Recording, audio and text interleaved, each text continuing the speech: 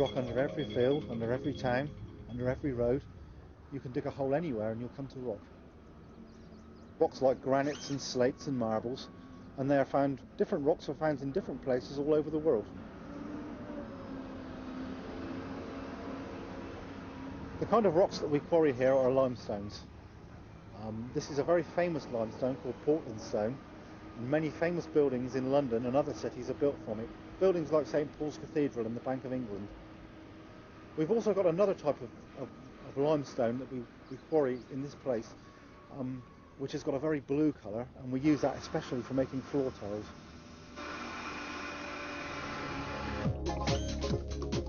How do you get the rock out of the ground? We use two methods. We've got an old method which uses explosives.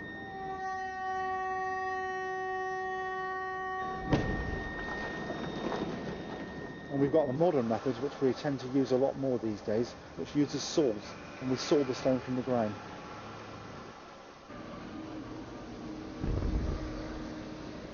These rocks are about 150 million years old. They were laid down or made in the Jurassic period, and that's the time when the dinosaurs were around.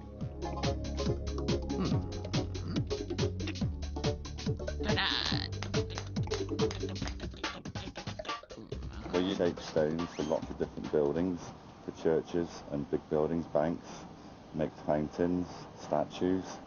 I'm shaping a base for a column to go into a big building. We're using Portland limestone for this base, and we're using it because it's very hard wearing and because it lasts a very long time. It looks very nice once you've shaped it, and it's not too expensive.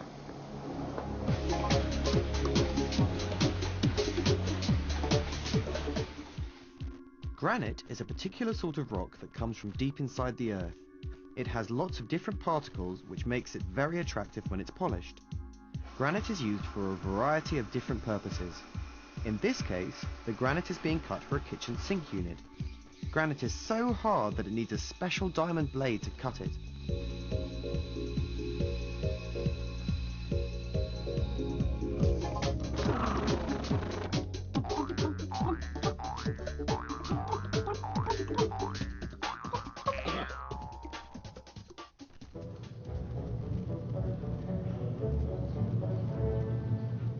This tunnel was made a long time ago by miners looking for a metal called lead. They flooded the tunnel to make it easier to carry the lead up to the surface. But not every cave underground was made by humans, as I soon found out. This cave is enormous. How was it formed? It's all been formed by underground rivers thousands of years ago. Peter explained how water can flow under as well as over the ground, carving out wonderful shapes. But this was nothing to what we found in the next cave. Wow, look at these. What are they, Peter? These are stalactites. They grow down from the roof of caves.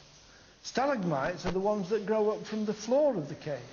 So are they made of rock? Yes, they are. Very, very tiny bits of rock, brought out by the water. All the water we can hear dripping are making these stalactites. And see this one here? It looks like it's going to join. Take 1,000 years for those two to join. That low? Yes, grow Really? very, very slowly.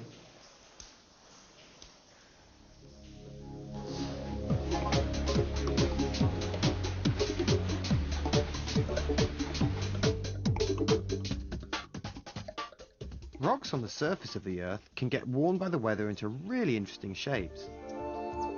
It looks absolutely huge, and when I go over I can see just how big it really is. This top bit feels hard.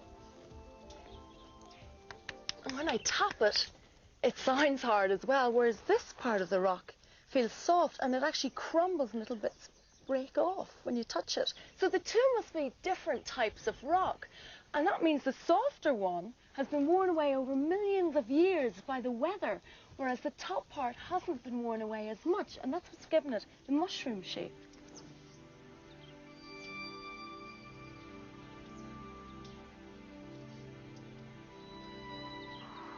This is incredible. incredible. It sure is. How was it formed? It was formed by water. Rushing through here and carving the rock into these shapes? Yes. How long did it take? Millions of years. If you were to be in here, it'd be like a washing machine. How the water goes in through here. That's what gives it that smooth shape. Yes, that's what gives it the most smooth shape. And the rock is quite soft. I mean, it almost rubs off in your hand.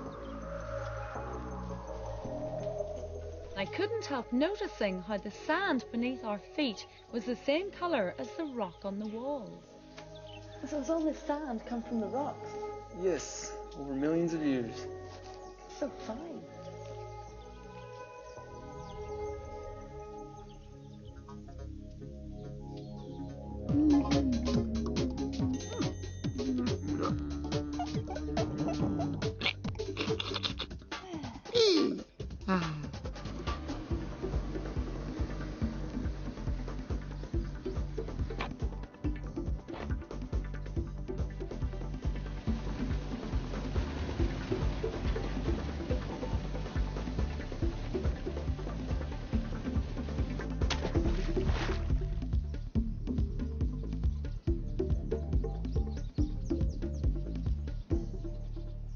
Soil is a mixture of broken down rocks and decayed leaf litter, all mixed together by worms and bugs over thousands of years. Let's see what kind of soil we have here. This is a soil auger. It's for going down into the soil and bringing up a soil sample.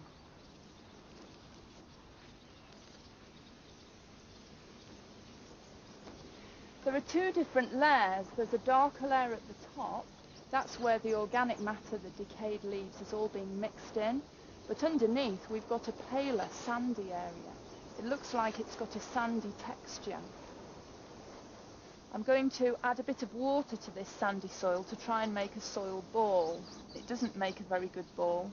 If I squeeze the ball, it collapses, and it doesn't form a worm properly.